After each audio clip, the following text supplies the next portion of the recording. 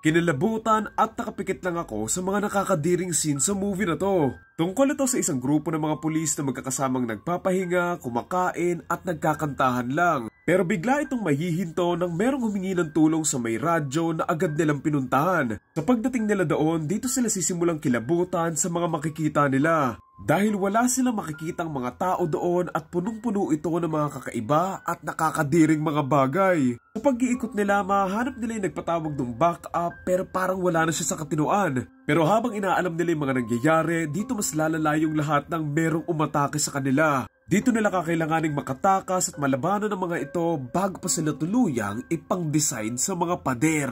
Title ng movie, Baskin 2015. Sobrang madugotong movie na to, wala na ako halos maipakita na scene. Alala ko dito yung mga movies like As Above So Below, Hostel, tsaka yung The Descent.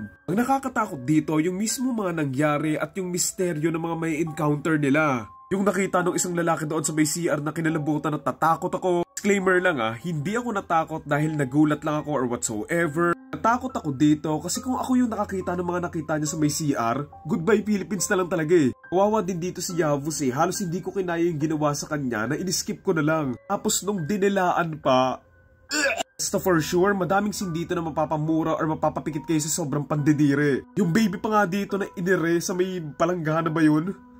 What the Kahit si Nostradamus, hindi mahuhulaan yung mga susunod na mangyayari sa may movie na to Itong movie din pala na ito ay based isang short film with the same title noong 2013 na pwede nyo mapanood online. Ayun yung title sa simula hindi ko in-expect na matatakot or mandidiri ako dito kasi akala ko typical cringy na horror film lang to. Bothered din kasi ako doon sa mga cliché na sound effects nila like yung dun, dun, dun, na nakaka-distract na parang nanonood ka ng Jessica Soho.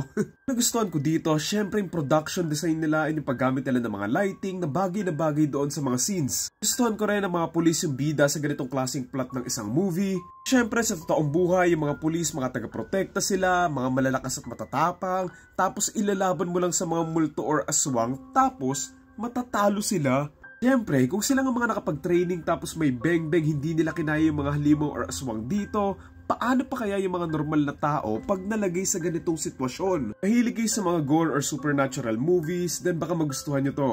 Sabi ko lang sa may ending, what the Appreciate ko naman yung ending twist pero hindi ko lang masyadong nagets kung na-stuck ba sila sa isang time loop or nasa impyerno na ba sila. Kung hindi ko lang masyadong nagets yung part na yun, baka there's more to it pa and kailangan sigurong i-rewatch to para mas magets ko pa. Again, ang title, Baskin 2015 and ang torta rating ko ay 7 out of 10.